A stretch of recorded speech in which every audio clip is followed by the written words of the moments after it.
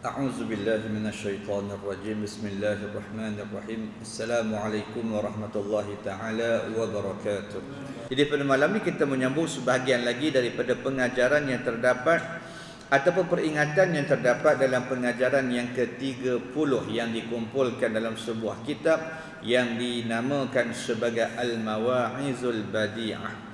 Jadi dalam perenggan pertama pengajaran yang ke-30 ini telah pun kita kongsikan sebahagian daripada peringatan yang diperingatkan oleh Allah Subhanahu wa taala dalam perkongsian ilmu yang telah lalu, antaranya persoalan bila mana Allah mengingatkan bahawasanya kita dan juga apa yang ada dalam kehidupan ini, tak kiralah apa juga bentuk ataupun nama yang kita sebut, maka semuanya adalah milik daripada Allah Subhanahu wa ta'ala. Dan kita ni tak lain sebagai peminjam, sebagai hamba yang Allah pinjamkan sebahagian daripada apa yang Allah pinjamkan tadi atas kegunaan, atas tujuan agar mudah-mudahan kita dapat beribadah kepada Allah Subhanahu wa ta'ala. Di mana dalam perenggan ini juga telah pun kita diperingatkan dengan persoalan hubungan kita dengan Allah Subhanahu wa taala yang disebut oleh pengarang kitab ni dibahagikan kepada 3 bahagian. Pertama, yang menjadi hak kita terhadap Allah Subhanahu wa taala. Yang kedua, hak Allah Subhanahu wa taala yang mana ada di atas hamba-hambanya. Dan yang ketiga ialah satu hak yang dikongsikan di antara kita dengan Allah Subhanahu wa taala. Dan telah pun kita sebutkan bahawasanya apa yang dimaksudkan dengan hak kita terhadap Allah Subhanahu wa taala ialah peribadatan ataupun ketaatan ataupun kepatuhan yang kita berikan, yang kita tunaikan dalam apa juga yang diperintahkan oleh Allah Subhanahu wa taala. Dan hak Allah pula memberikan segala keperluan ataupun segala kelengkapan peralatan yang kita perlukan untuk melaksanakan tugas kita sebagai khalifah Allah Subhanahu wa taala. Maka pada malam ni kita sambung, maka ada pun yang antara aku dan antaramu, maka iaitu yang daripada aku dan iaitu aku perkenankan, dan yang daripadamu ialah meminta doa. Maka di antara persoalan yang ketiga ialah perkara yang berkaitan dengan doa ataupun permohonan kita dengan apa yang disebut sebagai perkenan Allah Subhanahu wa taala. Maka ini perkara yang dikongsikan ataupun yang disebut di dalam apa yang telah pun kita sebutkan hari itu, maknanya satu bahagian di antara aku dan di antaramu, kata Allah Subhanahu wa taala, iaitu persoalan berdoa. Persoalan meminta dan memohon kepada Allah Subhanahu wa taala, maka itu daripada kita. Dan persoalan memperkenankan apa yang kita minta itu ialah datang daripada Allah Subhanahu wa taala. Di mana dalam persoalan yang berkaitan dengan doa ini, sebagaimana yang telah pun kita sebutkan dan kita juga faham bahawa ia sebahagian daripada perkara ataupun ibadah yang disyariatkan oleh Allah Subhanahu wa taala, yang dituntut, yang diajar kepada kita oleh Nabi kita Muhammad sallallahu alaihi wasallam. Dalam Al-Quran ada ayat-ayat yang menyatakan tentang perkara yang tersebut. Ada persoalan-persoalan yang disebut oleh para ulama berkaitan dengan apa yang disebut sebagai persoalan kita berdoa, memohon terus kepada Allah Subhanahu wa taala atas apa juga hajat, apa juga keperluan yang kita tunaikan, yang kita inginkan. Sama ada yang berbentuk yang disebut sebagai urusan hidup di dunia maupun yang berkaitan dengan urusan kehidupan kita di akhirat. Dan para ulama telah pun menceritakan kepada kita tentang beberapa persoalan yang berkaitan dengan doa ini. Mudah-mudahan perbuatan ataupun ibadah yang kita laksanakan tadi akan mengikut apa yang telah pun ditetapkan ataupun yang telah pun ditentukan oleh Allah Subhanahu wa taala. Antaranya persoalan adab, antaranya persoalan-persoalan yang berkaitan dengan waktu-waktu ataupun masa-masa yang mustajab untuk kita berdoa, antaranya perkara-perkara yang disebut sebagai persoalan maknanya yang berhubung kait dengan doa. Semua ni mana kita diajar untuk memberikan pemahaman kepada kita tentang persoalan tu, di antara perkara yang disuruh. Itu di antara perkara yang dituntut untuk kita lakukan. Cuma kita ni, kata pengarang kitab ni, ialah hak kita lah berdoa kepada Allah Subhanahu Wa Taala dengan mengharapkan agar Allah Subhanahu Wa Taala memperkenankan apa yang kita hajatkan, apa yang kita inginkan. Kerana persoalan memperkenankan doa ini, sebagaimana yang telah pun kita sebutkan dalam perenggan ini, menyatakan bahawasanya hak itu terletak pada Allah Subhanahu Wa Taala. Maksudnya Allah akan memperkenankan doa, dan tugas kita hanyalah meminta ataupun memohon doa-doa yang tertentu. Jadi itu yang disebut oleh pengarang kitab ni tentang peringatan dalam perenggan yang pertama dalam pengajaran yang ke-30, tentang beberapa persoalan antara hubungan kita dengan Allah Subhanahu Wa Taala. Baik. Kemudian kalau kita melihat kepada perenggan yang kedua dalam persoalan yang berkaitan dengan pengajaran yang ke-30 ini, bila mana Allah Subhanahu Wa Taala menyatakan sebagaimana yang disebut oleh pengarang kitab, hai anak Adam, warakkan olehmu dan padakan olehmu dengan sedikit, niscaya engkau lihat akan daku dengan mata hatimu hal keadaan aku itu, iaitu pada tiap-tiap sesuatu, dan sembah olehmu akan daku supaya sampai engkau kepadaku, dan tuntut olehmu akan daku supaya engkau dapat akan daku. Itu juga peringatan yang disebut oleh Allah Subhanahu Wa Taala dalam perenggan yang kedua dalam pengajaran yang ke-30 ini. Pertama yang Allah sebutkan supaya kita ada apa yang disebut sebagai dua sifat. Pertama yang dinamakan sebagai wara', dan yang kedua yang dinamakan sebagai memadakan sesuatu. Maknanya dalam keadaan ada sifat zuhud ataupun ada sifat yang dibincangkan ataupun yang selalu diperbahaskan dalam ilmu tasawuf, di mana dua perkara ini mudah-mudahan akan mana kata menjadikan kita dapat melihat tentang kekuasaan dan keagungan Allah Subhanahu Wa Taala pada tiap-tiap perkara ataupun tiap-tiap sesuatu. Persoalan wara' yang disebut oleh para ulama satu sifat di mana kita menjaga diri kita, kita memelihara diri kita daripada melakukan perkara-perkara yang disebut sebagai perkara-perkara yang dilarang oleh Allah Subhanahu Wa Taala. Hatta kalau sekiranya pun kita berada dalam keadaan apa yang dinamakan sebagai syubhat. Dalam sebuah hadis yang diriwayatkan oleh para ulama, Nabi pernah menyatakan apa yang disebut sebagai sabda Nabi, sebahagiannya disebut sebagai innal halala bayyinun wa innal harama bayyinun wa bainahuma umurum mushtabihat la ya'lamuhunna katsirun minan nas. Dan sehinggalah kepada hujung hadis yang Nabi sabdakan. Jadi di awal hadis itu Nabi menyatakan innal halala bayyinun.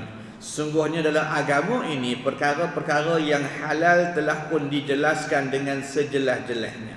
Wa innal harama bayyinun, dan sesungguhnya perkara yang haram juga telah pun dijelaskan dengan sejelas-jelasnya.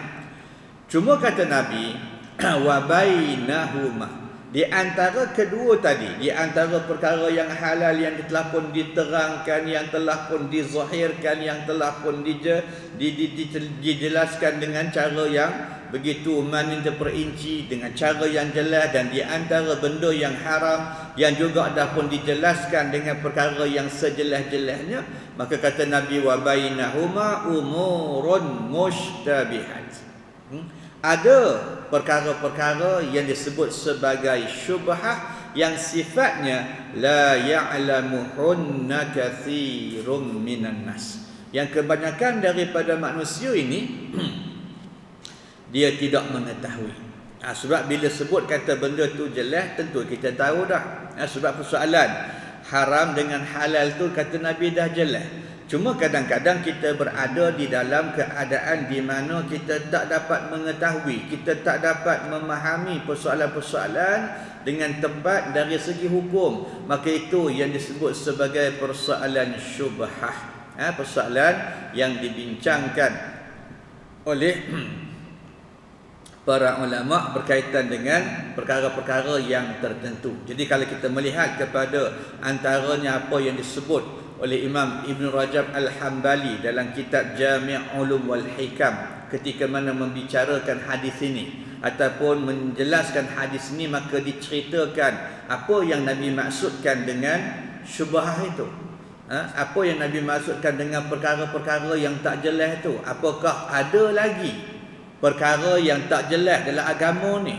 Ada lagi perkara yang disorok ataupun yang tersembunyi dalam agama ni? Maka dijelaskan oleh Imam Ibn Rajab, maksudnya bukanlah bermaksud dalam urusan syariat ni ada lagi benda yang Nabi tak sampaikan.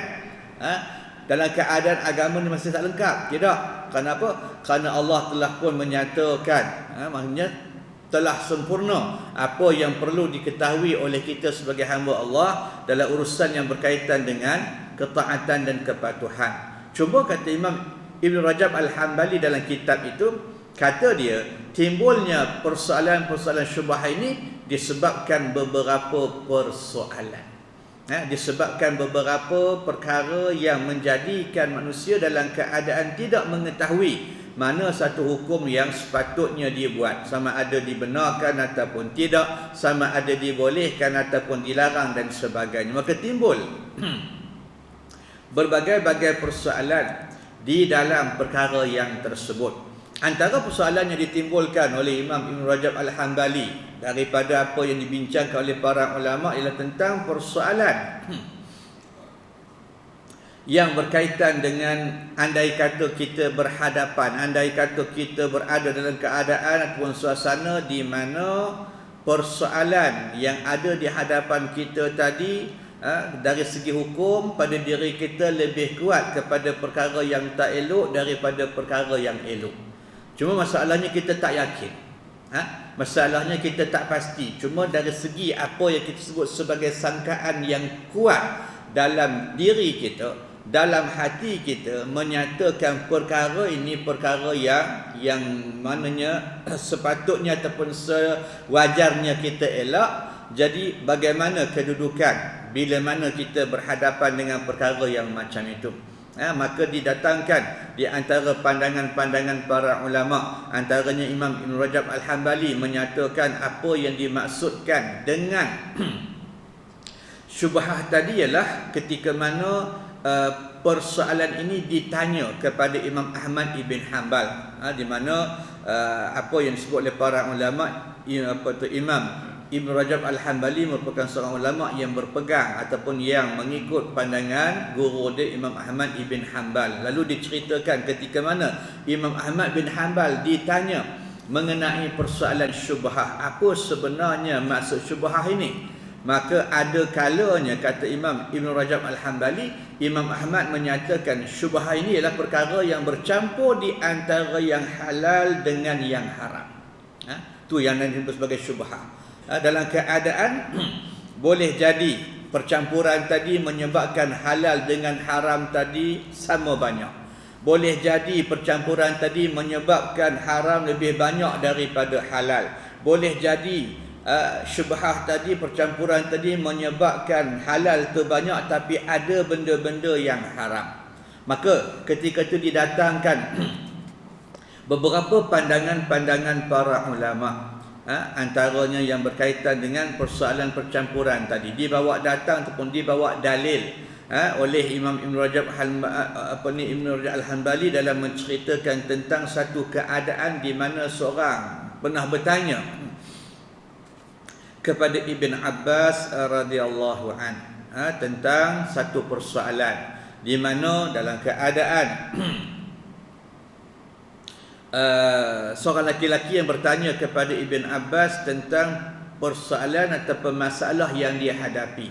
Ketika mana dia mengadu ataupun memberitahu kepada Ibn Abbas bahawasanya dia berjiran dengan seorang yang dia tahu bahawasanya sumber pendapatan jiran dia ni tadi kebanyakannya ataupun hampir keseluruhannya bersumber daripada perkara yang haram.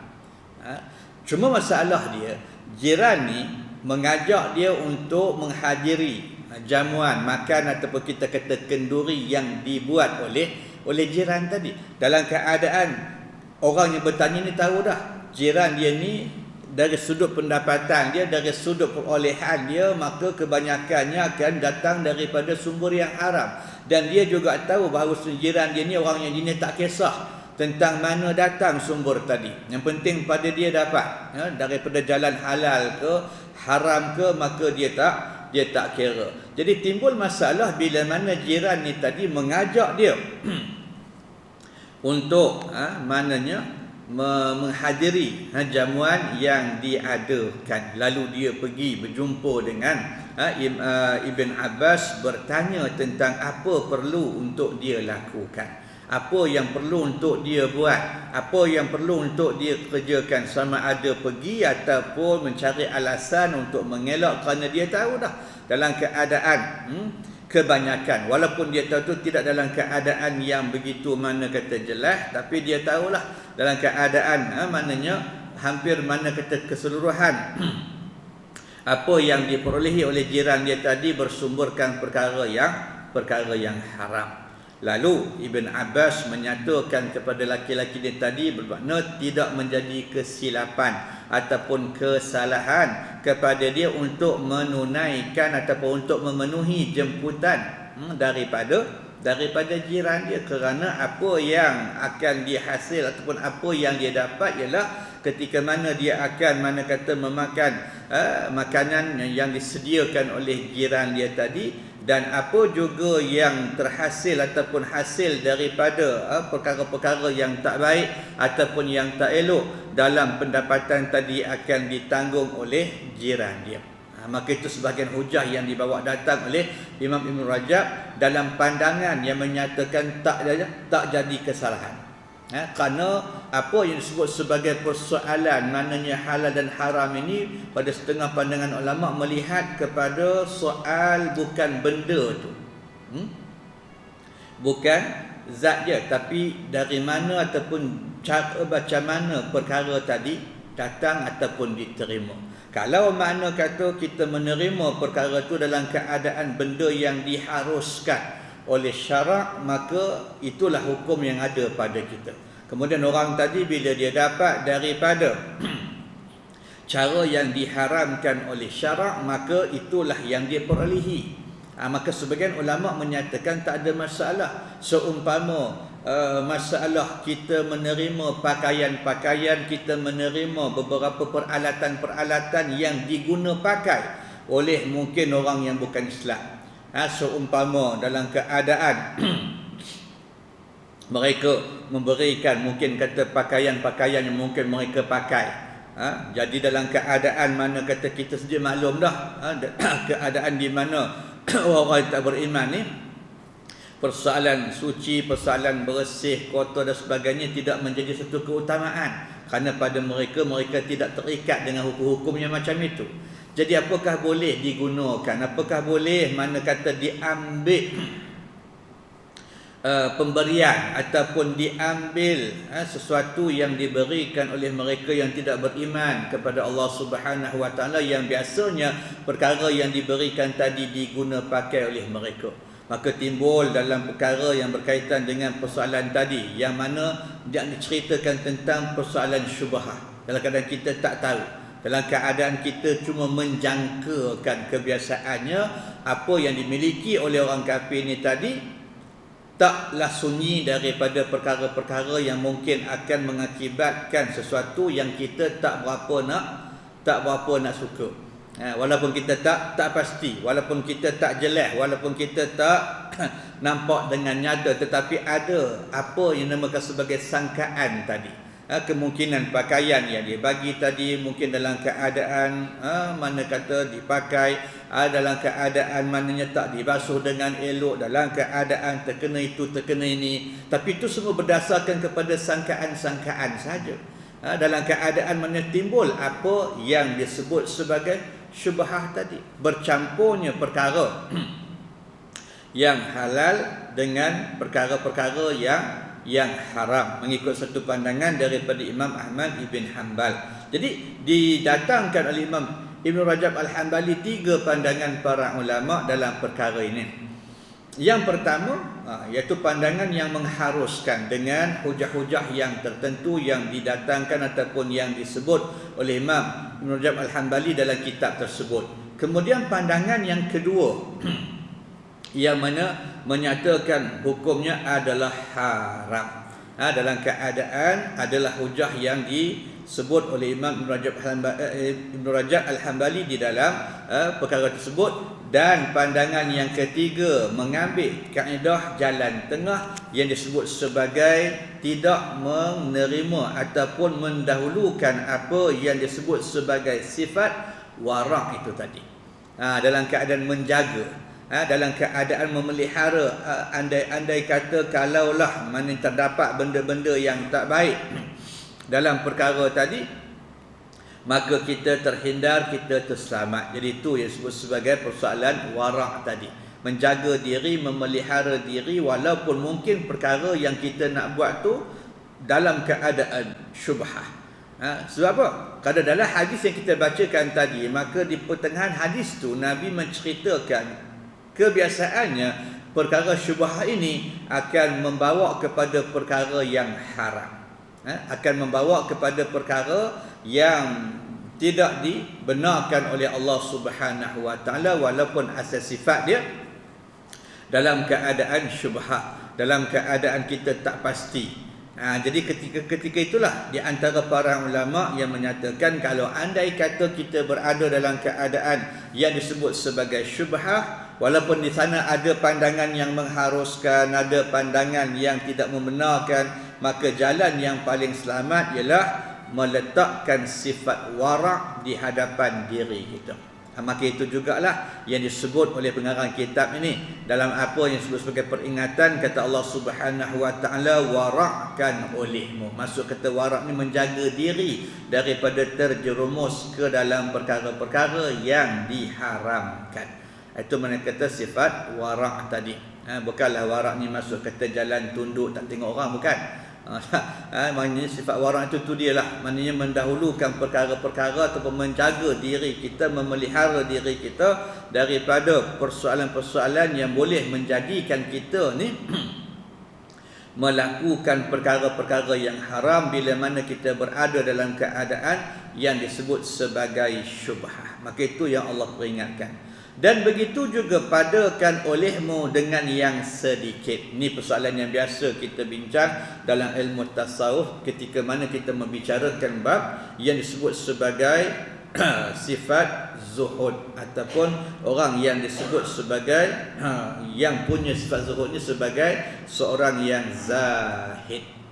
Maksudnya tidak terlalu maknanya tamak kepada apa yang ada pada orang yang lain.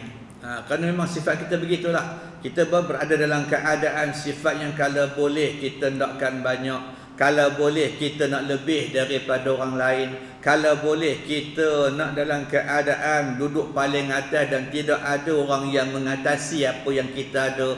Tak kiralah apa pun nikmat yang Allah beri pada kita. Tapi perkara itu kadang-kadang akan membawa keburukan kepada diri kita. Dalam keadaan akan timbul sifat-sifat yang disebut sebagai sifat-sifat yang mazmumah. Akan ada sifat-sifat yang disebut sebagai sifat mana kata dengki, sifat mananya tamak, sifat macam-macam lah, yang akhirnya menjauhkan kita daripada Allah Subhanahu Wa Taala. Kadang itu di antara perkara yang disebut oleh para ulama dalam keadaan kita mana kata bersyukur ataupun menerima perkara-perkara yang diberikan oleh Allah Subhanahu Wa Taala dalam keadaan yang kita dapat itu mengikut apa yang telah pun ditetapkan oleh Allah Subhanahu Wa Taala. Yang kata sedikit ni tu ke mana? Memanglah dari sudut keduniaan tu, kalau nak dibandingkan dengan akhirat, sikit je. harta yang kita himpun dengan cara yang haram walaupun banyak dari segi pandangan mata kita, tapi nilainya sedikit kalau nak dibandingkan dengan kurniaan Allah Subhanahu wa taala di akhirat. Maka itu yang disebut sebagai persoalan tadi, padakan olehmu dengan yang sedikit. Bukan maksud kata sifat zuhud ni maknanya kita tolak semua yang Allah kurniakan, tidak. Kita tak ambil semua apa yang Allah sediakan untuk kita, cuma kita ambil tadi dan kita gunakan dengan cara yang disuruh oleh Allah Subhanahu wa taala. Memanglah adatnya kalau kita cari dan kita dapat sesuatu dan kita gunakan pula sesuatu tadi mengikut 100% sebagaimana yang Allah peruntukkan, yang Allah tetapkan, yang Allah hukumkan, maka kebiasaannya apa yang kita nampak, maka apa yang kita dapat tu sikit, dia tak banyak mana. Kenapa? Kerana kita terikat dengan hukum, kita terikat dengan ketetapan. Seumpama contoh, kalau orang tadi orang yang berniaga lah, kerana apa nanti kita akan bincang dalam persoalan yang ketiga, perenggan yang ketiga tu ada disebut tentang saudagar yang masuk neraka dengan sebab khianat.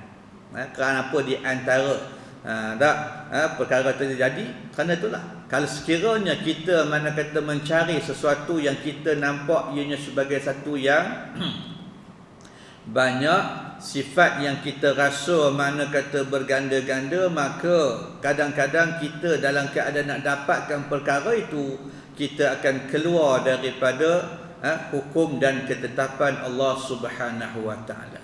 Orang yang mungkin dalam keadaan menjual sesuatu barangan, kalau dia terikat dengan hukum dalam keadaan dia tak boleh menipu, dia nak kena jujur dalam perniagaan dia, ada untung tak? Memang ada untung lah, insya-Allah, kerana biasa orang niaga ada untung, tapi tak banyak mana. Tak, kalau dia beritahu kata dengan sejelas-jelasnya, dengan sebenar-benarnya berpegang kepada ketetapan dan peraturan daripada Allah Subhanahu wa taala, tidak ada sifat zuhud dalam diri dia. Tapi kalau dia keluar daripada perkara itu, dia berniaga dengan cara mana kata yang tidak benar, melakukan pengkhianatan, melakukan penipuan, melakukan perkara-perkara yang dilarang oleh Allah Subhanahu wa taala, maka akan ada kemungkinan keuntungan yang dia dapat tadi akan jadi banyak. Apa itu yang Allah sebut dalam keadaan kena ada sifat zuhud sini. Bukan maksud kata kita tak terima langsung reta, bukan maksud kata kita tak cari peluang mendapat harta dan sebagainya, yang tu perkara yang dibenarkan. Tapi yang dimaksudkan dengan zuhud tadi, kena berpegang, kena kita sentiasa berada di dalam apa yang telah pun Allah pesan dalam perenggan pertama hari itu. Dalam keadaan Allah kata apa? Hak kita dengan Allah ialah maknanya ilmu tu tadi, maknanya ibadah kita, maknanya ketaatan kita, kepatuhan kita, itu yang kita kena dulukan ketika mana kita melaksanakan apa juga perkara dalam kehidupan ini. Maknanya apa pun yang kita buat, apa pun yang kita lakukan, apa pun yang kita kerjakan, maka itulah sumbernya, itulah maknanya asas dan panduan yang utama, bermakna kita tertakluk kepada ketaatan dan kepatuhan. Maksudnya mana yang dibenarkan itu kita buat, mana yang dilarang itu yang kita tinggalkan. Maka barulah boleh jadi apa yang disebut sebagai adanya perasaan ataupun sifat yang disebut sebagai zuhud dalam diri. Jadi kalau sekiranya tidak ada perkara ni, maka kita akan cuba mencari sesuatu yang kita lihat dari sudut pandangan mata kita sebagai sesuatu yang begitu banyak, sedangkan apa yang Allah sebut, apa yang kita dapat itu hanyalah sedikit. Kalau nak dibandingkan dengan ganjaran, dengan kebaikan, dengan pahala yang akan dikurniakan oleh Allah Subhanahu wa taala kepada kita hasil daripada kebaikan ataupun ketaatan serta kepatuhan yang kita laksanakan. Jadi itu yang Allah pesan tadi, kena warakkan diri dan juga kena padakan diri kita dengan yang sedikit, maka mudah-mudahan apa yang kita dapat, nescaya engkau lihat akan daku dengan mata hatimu hal keadaan aku itu, iaitu pada tiap-tiap sesuatu. Barulah kita boleh melihat tentang keagungan dan kekuasaan Allah Subhanahu wa taala. Baru kita dapat meyakini dan merasakan kita ni tak lebih daripada hamba Allah Subhanahu wa taala. Bila mana kita mengikat diri kita dengan segala peraturan dan ketetapan Allah. Bila mana kita sentiasa melihat kita ada tugas, kita ada peranan, kita ada tanggungjawab, kita ada kerja, yang mana apa pun yang kita buat ni kita terikat dengan peraturan dan ketetapan. Maka barulah kita boleh melihat kebesaran Allah tu. Barulah kita dapat melihat dalam keadaan kita ni hanya sekadar hamba aja. Bahawasanya kehidupan kita ni dikawal ataupun diatur oleh Allah Subhanahu wa taala yang meletakkan hukum-hukum, yang meletakkan peraturan-peraturan guna untuk memberikan kebaikan kepada diri kita. Tapi kalau sekiranya kita keluar daripada perkara tersebut, kita tak letakkan diri kita untuk beribadah kepada Allah, untuk kita taat kepada Allah, untuk kita ikut perintah Allah, maka ketika itu kita takkan dapat melihat tanda-tanda kebesaran ataupun kekuasaan Allah Subhanahu wa taala. Bagaimana kita boleh melihat tentang diri kita sebagai hamba dan Allah itu sebagai pemilik dan pencipta kalau semua hukum yang Allah tetapkan habis kita langgar. Seolah-olah kita meletakkan diri kita juga sebagai Tuhan, dalam keadaan boleh buat apa saja yang kita suka. Boleh buat apa saja yang kita hendak, sedangkan perkaranya tidak begitu. Kita manusia ni dalam keadaan diikat dengan peraturan, diikat dengan hukum hakam, diikat dengan beberapa kaedah dan ketetapan tertentu. Terutama ketika mana kita berada dalam keadaan beriman kepada Allah. Di antara janji orang beriman ialah dia nak taat kepada Allah Subhanahu wa taala. Jadi ketika itu kalau kita boleh meletakkan diri kita dalam keadaan tadi, adanya dua sifat yang Allah sebutkan kepada kita tadi, maka mudah-mudahan kita dapat melihat maknanya keadaan yang disebut sebagai keagungan dan kekuasaan Allah Subhanahu wa taala dengan pandangan mata hati, iaitu pada tiap-tiap sesuatu perkara yang berlaku. Baik. Dan kata Allah Subhanahu wa taala, sembahlah olehmu akan daku supaya sampai engkau kepadaku. Maka taatlah kita kepada Allah agar mudah-mudahan kita beroleh keselamatan dan kesejahteraan, kita beroleh apa yang disebut sebagai sampai kepada Allah Subhanahu wa taala. Sebagaimana juga yang sebelum daripada ini, ketika mana kita membincangkan tentang persoalan yang berkaitan dengan di antara pengajaran yang disebut dalam pengajaran yang ke-29 yang menceritakan tentang nikmat-nikmat dalam syurga. Kita menggunakan satu penulisan yang mengambil pandangan Imam Fakhruddin Ar-Razi ketika mengupas tentang berbagai-bagai persoalan yang berkaitan dengan persoalan syurga dan sebagainya. Maka di antara perbahasan, di antara perkara yang dibincangkan ialah persoalan penduduk syurga, ahli-ahli syurga akan melihat Allah Subhanahu wa taala. Maka itu yang disebut tadi, mudah-mudahan dengan maknanya sikap kita, dengan maknanya kerja kita menyembah Allah, maka kita sampai kepada Dia. Dalam keadaan bertemu dengan Allah Subhanahu wa taala, dapat memperolehi segala apa juga nikmat dan kurniaan Allah Subhanahu wa taala, dan tuntut olehmu akan daku supaya engkau dapat akan daku. Jadi dalam keadaan nak pergi jumpa tadi, nak pergi ambil tadi, maka Allah suruh kita berusaha.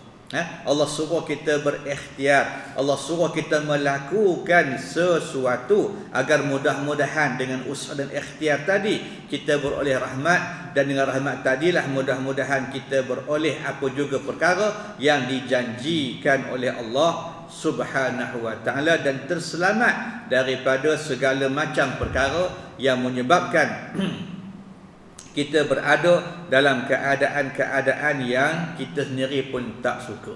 Maka ini apa yang disebut sebagai pesanan daripada Allah Subhanahu Wa Taala dalam pengajaran yang ke-30 pada perenggan yang kedua. Jadi kesimpulan yang boleh kita sebut pada malam ini, pengajaran yang ke-30 pada perenggan yang kedua ni merupakan peringatan Allah Subhanahu Wa Taala untuk kita usahakan, untuk kita ikhtiarkan agar ada beberapa sifat ada beberapa perkara yang mudah-mudahan dapat menjadikan kita ini melihat keagungan dan kekuasaan Allah Subhanahu Wa Taala, dapat berusaha untuk sentiasa makna kata melaksanakan ketaatan dan kepatuhan kepada Allah, dapat berada dalam keadaan sentiasa mencari kebaikan agar mudah-mudahan kebaikan tadi akan memberikan satu manfaat kepada diri kita, iaitu antaranya sifat wara' dan juga apa yang disebut sebagai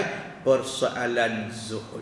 Jadi mudah-mudahan apa yang kita kongsikan pada malam ni sedikit sebanyak memberikan panduan dan pedoman untuk diri kita bersama dalam usaha kita, dalam ikhtiar kita untuk sentiasa mendekatkan diri kita kepada Allah Subhanahu Wa Taala agar mudah-mudahan nanti di akhirat kita diterima sebagai hamba Allah dan akan diberikan segala apa juga kurniaan dan janji yang telah pun dijanjikan oleh Allah Subhanahu Wa Taala untuk diberikan kepada golongan hamba-hambanya di akhirat kelak, insya-Allah. Jadi insya-Allah kita akan sambung bahagian yang terakhir dalam perenggan yang ketiga, pengajaran yang ke-30 di kesempatan yang akan datang, insya-Allah. Jadi untuk itu sama-sama kita tangguh dengan tasbih kafarah dan suratul Asr. Assalamualaikum warahmatullahi taala wabarakatuh.